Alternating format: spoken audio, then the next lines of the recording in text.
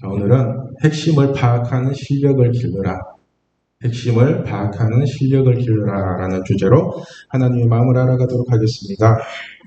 지난 시간에는 우리에게 아픈 일이 많이 생기는 이유에 대해서 설명을 드렸는데, 우리에게 아픈 일이 많이 생기는 이유는 간단합니다. 하나님이 하지 말라는 짓을 자꾸 하니까 아픈 일이 생기는 것입니다.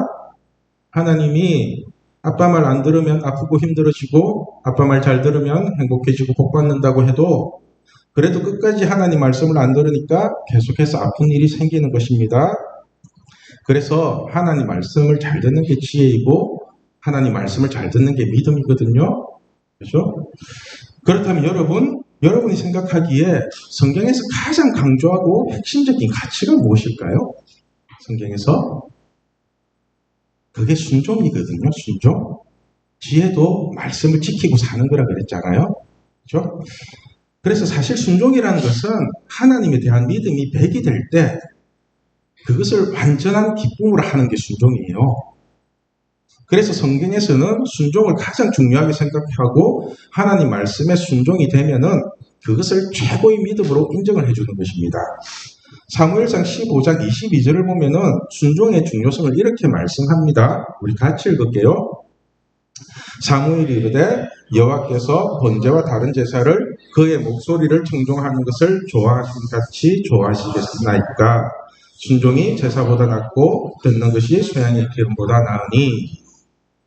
그러니까 하나님은 우리가 좋은 것을 갖다 바치고 하나님께 잘한답시고 엄한 짓을 하는 것보다 그냥 하나님 말씀을 듣고 순종하는 게 최고의 효도라는 것입니다. 그래서 진짜로 순종하는 것이 형식적인 예배를 드리는 것보다 훨씬 낫고, 마음을 다해서 말씀을 듣는 것이 어떠한 재물을 갖다 바치는 것보다 훨씬 낫다는 것입니다. 여러분은 지금 잠언 말씀을 제대로 듣고 있고 이 말씀을 지키고 있나요? 사실 우리가 하나님의 말씀을 듣는 데는, 그 말씀을 받아들이는 데는 세 가지 방법이 있습니다. 세 가지. 순종이 있고 복종이 있고 그리고 억지로 하는 것, 이렇게 세 가지가 있거든요. 그럼 순종은 뭐고 복종은 뭐고 억지로 하는 것은 뭘까요? 억지로 하는 거야 뭐 하기 싫은 거 시키니까 뭐 어쩔 수 없이 궁시렁대면서라도 하는 게 억지로 하는 거잖아요. 그죠? 여러분들이 지금 공부를 다 이렇게 억지로 하고 있죠? 그죠? 특히 수학 같은 건 뭐 계산기나 스마트폰이 다 해결해 주는데 내가 뭐 하러 이런 X 풀고 Y 풀고 이렇게 하고 있냐요? 그죠? 그래서 억지로 공부를 하면은 뭔가 열심히 하는 것 같기는 한데 실력은 절대로 늘지 않습니다. 학원을 다니나 안 다니나 성적은 다 비슷하고요. 공부는 쳐다보기도 싫고요. 심지어는 좋아하고 잘하는 것조차도 하기 싫어지는 게 이것이 억지로 하는 것에 대한 부작용이거든요. 뭔가를 자꾸 억지로 하다 보면은 다른 부작용들이 자꾸 생겨요. 그럼 순종은 뭐고 복종은 뭘까요? 순종과 복종. 제가 느끼기에 뭐 억지로 하는 거랑 복종이랑 별 차이가 없는 것 같았거든요. 그래서 제가 하나님께 한번 물어봤어요. 아빠, 순종이 뭐고 복종이 뭔지. 아빠, 순종은 뭐고 복종은 뭐예요? 이렇게 물으니까요. 아빠가 하시는 대답이 순종은 하나님의 말씀을 기쁨으로 지키는 거래요. 기쁘게 지키는 거. 순종. 하나님이 말씀하시면 그것을 기쁨으로 지키는 거. 그래서 아빠가 하라고 하면은 그것을 기분 좋게 하고, 아빠가 이거 하지마 하면은 기쁜 마음으로 안 하는 거. 그게 순종이래요. 그리고 복종은 순종에서 기쁨을 뺀 거래요. 기쁨을 뺀 거. 쉽게 말해서 하나님이 말씀을 그냥 지키는 거래요. 그냥. 그래서 아빠가 하지 말라고 하면은 그냥 아빠 말이니까 안 하는 거. 아빠가 그렇게 말했으니까 나 그냥 안 할래. 그리고 아빠가 이것 좀 해줄래? 이러면은 그냥 아빠 말이니까 해주는 거. 그게 복종이래요. 그렇죠? 그래서 아빠가 보시기에는 순종이나 복종이나 별 차이가 없다고 그러시더라고요. 하나님 보시기에는. 왜냐하면은 순종이나 복종이나 아빠의 기준 안에 들어있는 행동들이니까 크게 문제가 되지 않는데요. 자녀가 아빠 말을 듣고 기쁨으로 하나 그냥 하나, 아빠가 보시기에는 다 말 잘 듣는 자녀들이잖아요. 그렇죠? 그런데 억지로 하는 것은 시간이 지날수록 복종으로 변화가 되고, 그리고 순종하는 마음까지 되어야 서로가 기쁘다는 겁니다. 서로가. 하나님도 기쁘고 자녀도 기쁘고.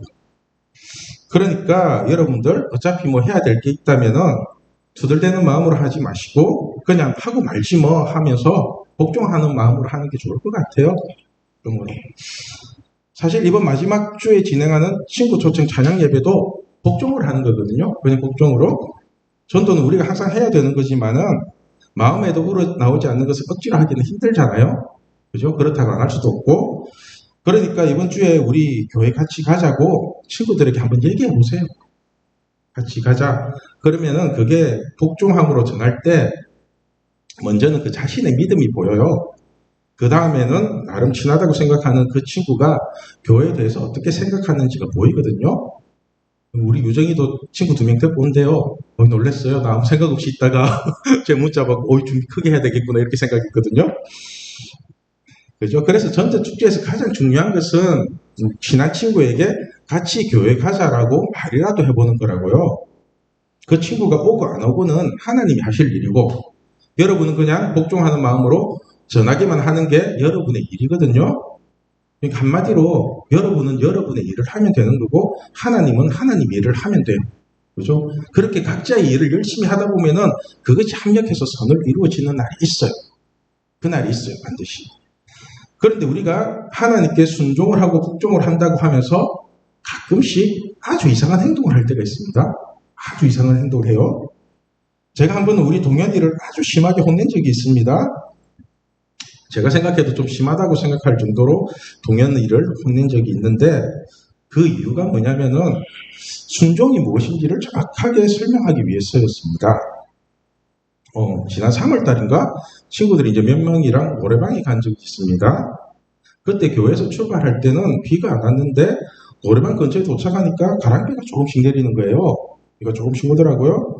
그래서 제가 차에 있는 우산을 동현이에게 주면서 애들이랑 먼저 가서 놀고 있으라고 나는 주차장에 이제 차 주차하고 올 테니까 먼저 가서 놀아라고 그렇게 얘기를 했거든요. 그리고 혹시나 비가 많이 오더라도 내가 알아서 올 테니까 우산 가지고 안 와도 된다고 얘기를 했어요. 우산 안 가지고 와도 돼 이렇게 정확하게 얘기를 하고 주차를 하고 이제 노래방으로 가고 있는데 우리 동현이가 우산을 가지고 저를 찾아오는 겁니다. 제가 그 모습을 보고 기분이 좋은 것이 아니라 갑자기 화가 빡 나는 거예요. 열이 받더라고요. 제가 분명히 우산 가지고 오지 않아도 된다고 했는데 그 말을 한 지 5분도 되지 않아서 우산을 가지고 오고 있는 거예요. 그렇죠? 그래서 제가 우산을 왜 가지고 왔냐고 물으니까 제가 비 맞을까 봐 걱정이 돼서 왔대요. 그때 제가 동현이에게 화를 내면서 너는 순종이 뭔지 아냐고 물었거든요. 너는 순종이 뭐라고 생각하니? 이렇게 물었어요. 여러분, 이때 동현이가 해야 될 순종이 뭐예요? 네? 비가 억수같이 쏟아지든 말든 우산을 가지고 오지 않는 게 순종 아닌가요? 그죠? 정 안 되면 제가 동현이에게 전화를 했겠죠. 동현이 우산 좀 가지고 와줘 이렇게.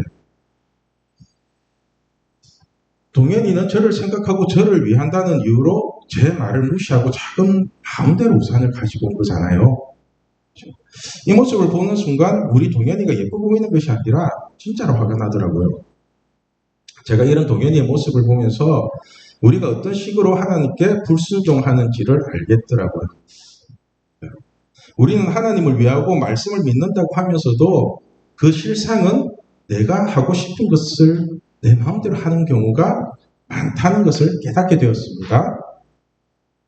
오늘 말씀을 보면은 지혜가 중요하고 명철이 중요하고 그렇게 계속해서 지혜와 명철, 지식 이것을 강조하고 있거든요. 특히 10절, 11절 말씀을 보면은 돈보다 지혜가 중요하고 우리가 갖고 싶어하는 그 어떤 것보다 지혜가 가장 중요하다고 말씀을 하십니다. 우리 같이 읽을게요. 너희가 은을 받지 말고 나의 훈계를 받으며 정금보다 지식을 얻으라. 대저 지혜는 진주보다 나음으로 원하는 모든 것을 이에 비교할 수 없음이니라. 그죠? 그러니까 은보다는 훈계가 낫고 금덩어리보다 지식이 낫다는 거죠. 그리고 대저 지혜는 진주보다 나음으로 원하는 모든 것을 이에 비교할 수 없음이니라. 이 말씀을 조금 다르게 표현하면은 우리가 이 잠언 말씀에 순종만 해도 우리가 원하는 모든 것은 다 얻을 수 있다는 거죠. 그죠? 우리가 원하는 모든 것은 다 얻을 수 있다는 거잖아요. 그래서 너희가 갖고 싶어 하는 것을 가지려고 하기보다는 지혜를 가지려고 힘쓰라고 말씀하시는 거잖아요. 그리고는 하시는 말씀이 뭔지 아세요?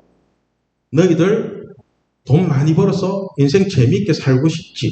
그죠? 여러분들 그렇게 살고 싶죠? 돈 많이 벌어서 인생 누리면서 재미있게. 그러고 싶으면은 먼저 하나님을 만나고 하나님을 사랑해야 된다고 말씀하십니다. 우리 17절 말씀 같이 읽을게요. 나를 사랑하는 자들이 나의 사랑을 입으며 나를 간절히 찾는 자가 나를 만날 것이니라. 여러분, 하나님을 사랑하는 자들이 하나님의 사랑을 입으며 하나님을 간절히 찾는 자가 하나님을 만난답니다. 여러분은 하나님을 만났습니까? 하나님 만났어요? 이렇게 물으면은 하나님을 만났다는 게 뭐예요? 이렇게 묻는 친구들이 있는데 이 친구들은 하나님을 아직 안 만났다고 보시면 됩니다. 그죠? 하나님을 만난 사람은 하나님을 만났다는 것을 자신이 압니다. 자신이. 여러분은 윤석열 대통령을 만났나요? 만났어요? 윤석열 씨가 대통령인 건 알고 있죠. 그죠? TV를 보도 얼굴은 봤죠. 그죠? 근데 만났어요? 그죠? 그럼 성혜식 전도사는 만났나요? 성혜식 전도사는 만났어요? 이렇게 만났으니까 함께 예배드리고 있는 거잖아요.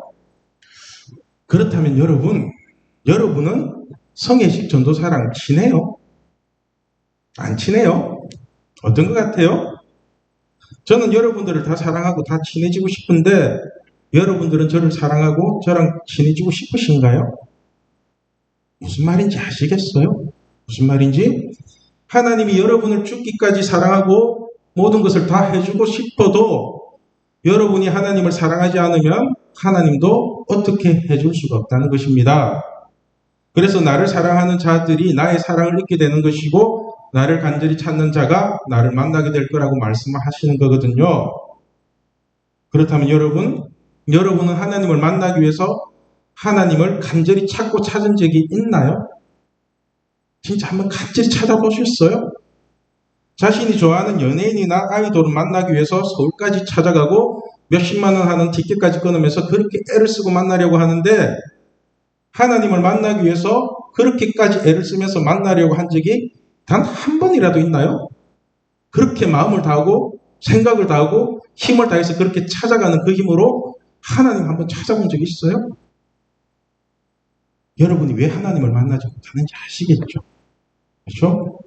하나님이 아무리 여러분을 만나주려고 해도 여러분들이 하나님을 간절히 찾지 않으면은 하나님이 곁에 있어도 여러분이 하나님을 투명 인간 취급을 한다는 겁니다.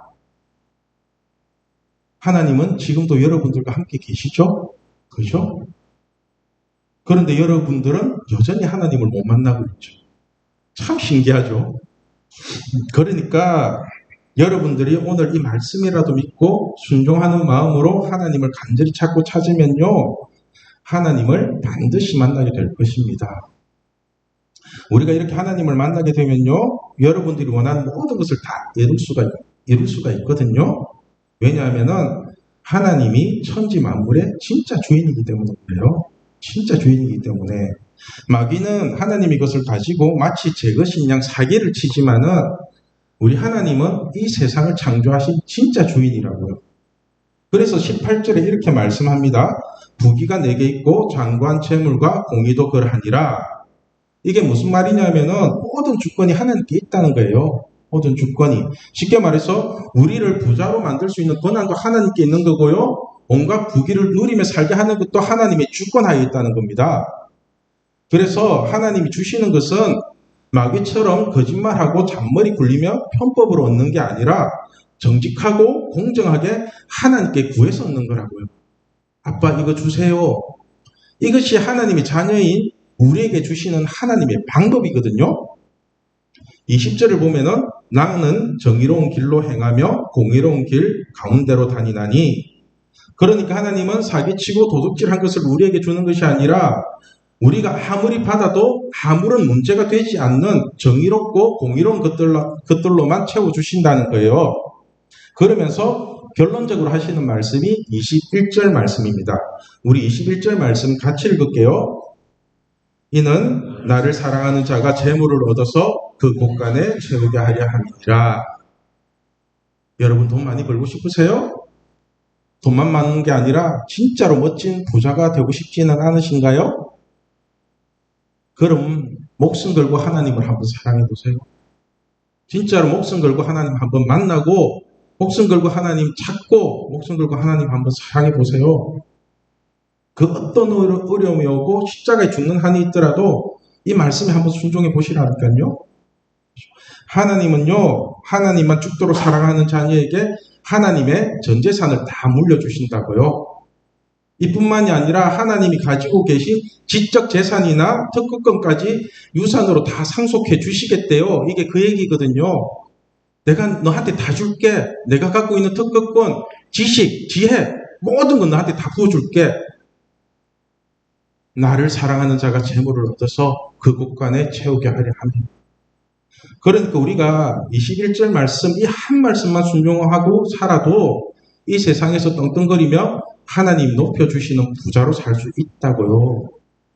그래서 하나님의 자녀는 하나님의 말씀에 순종하며 사는 것이지 자신이 뭔가를 이루겠다고 발버둥치며 사는 인생이 아니거든요.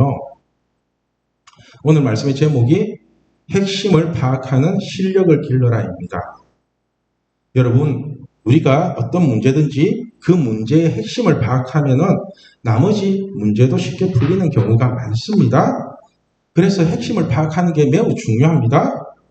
성경에서 가장 중요한 핵심은 서두에도 말씀드렸다시피 순종입니다. 순종. 진정한 순종이라는 것은 하나님을 사랑하는 마음으로 그 말씀을 지키는 거거든요.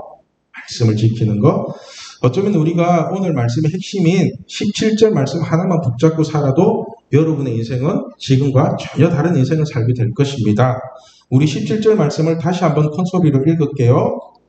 나를 사랑하는 자들이 나의 사랑을 입으며 나를 간절히 찾는 자가 나를 만날 것이니라. 아멘. 여러분, 순종은 내 편한 대로 하고 내 마음대로 하는 것이 아니라 하나님의 말씀을 믿고 하나님을 만날 때까지 간절히 찾는 것이 순종입니다. 세상의 유혹에 넘어지지 마시고 마귀의 속임수에 걸려들지 마시고 끝까지 한번 하나님을 사랑해 보세요. 그러면은 여러분이 그토록 받고 싶어하는 진정한 사랑을 받을 거예요. 진짜 사랑. 하나님의 그 진짜 사랑. 저는 우리 신앙교회 중고등부가 하나님이 원하시는 핵심이 무엇인지를 정확하게 파악하고 오늘 주신 이 잠언 말씀을 붙잡고 세상 끝날까지 하나님만 살아가며 살아가는 지혜로운 하나님의 자녀들이 되길 소망합니다. 기도하겠습니다.